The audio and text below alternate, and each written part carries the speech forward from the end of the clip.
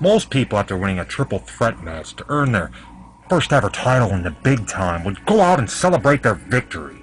Most would be granting interviews by the dozens, their faces plastered all over TV and the web, new sponsors tripping over themselves to sign the man of the hour to lucrative endorsement deals, flush with new commercials playing on every major channel. And despite Mr. Freeman's advice and furious efforts for me to entertain these offers and accept those that I like the most, this constant ringing of my telephone, well, it grew rather annoying, so I just turned it off. I am sure that by now most have come to the realization that I am not like most people. Hell, there isn't another person in the world of a like mind as I, so instead of getting a bunch of friends and going out for some drinks, or going up and hitting the clubs and cutting up on the dance floor to blow off some steam, after accomplishing such a feat, I instead withdrew to the solitude of my home and continued to train and work so that my focus remains where it belongs, which is my next match. See, celebrations are meant to be had after the finish of a successful achievement, marking the satisfaction which said goal achieved. But this merely marks the very beginning of what I set out to do. This is only the start. Winning the International Championship does not quench my thirst for inflicting pain. It does not silence my hunger to win or diminish my desire to defend my domain inside of those ropes. I have claimed since my arrival that I was the best fighter in the world. And despite all that I've done, I still have my doubters. But that's fine, You see, how can I put this?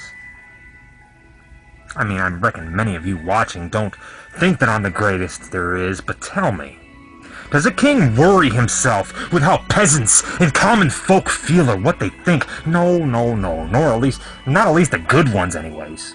A king rules as he sees fit, and any that stand as a deterrent to his cause are dealt with accordingly. And right now I have two foolish men that have convinced themselves that they can take what is mine, can come inside of my kingdom and challenge for my throne. You poor, short-sighted ass clowns. See, I swore I would once again restore the luster of this title, and neither of you will derail that. Dave Shorey, your chance comes at Ultimate Uprising, and my message to you is to just watch what I do on Devastation to the Brit. For what I do to him, well, it's just going to be a glimpse of what I'm going to do to you. I've watched your tape, and I'm impressed by some things that I saw, and that says a lot on its own. But I'm going to save all that for the weekend. As for my opponent on Devastation in Houston, Texas, the Wolf of Wolverhampton, Cal. Your moment to face fear one-on-one has arrived. See, every time you appear to take a step forward in your career and join the ranks of the best, you lose focus and fail. It's as if obtaining that title for you was enough. And now you've demanded your rematch, hoping to catch me doing the very same thing that you did. But I'm sorry to inform you that your hope is lost. You've been sized up, tested, and you've been found wanting. And unfortunately for you, you crossed paths with a legend in the making, and the leader of the members in the Freeman Force, a king and a true warrior, and I intend for the beating you received to be a message, and the near lifeless body of a has-been, an example. What exactly do you perceive as your advantage over a man who's shown to be more perseverant than Spike, more cerebral than Ralston, and more sneaky than even Suarez?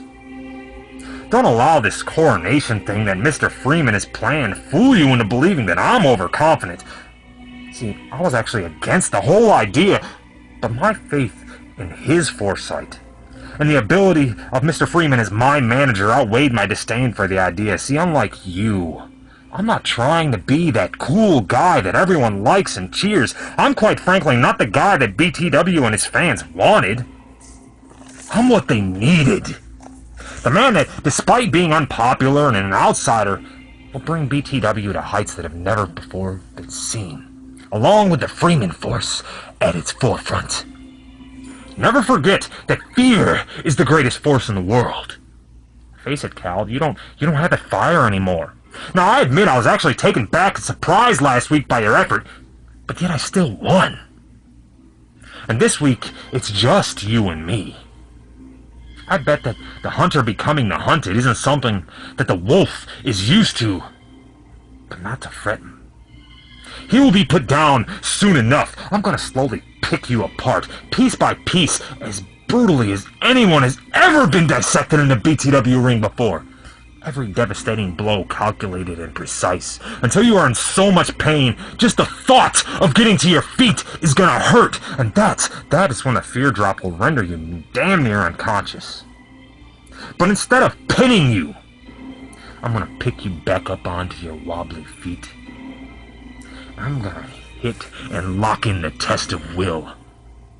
Not until you tap, but until you're out cold and security forces me to let you go. There will be no doubt that I am not only your superior, but the superior. Welcome to the land of the shadow, Cal.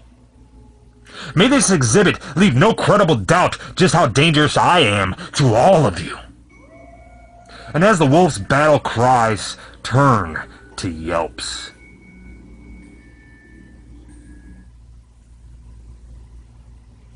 I hope you take heed, Mr. Shore.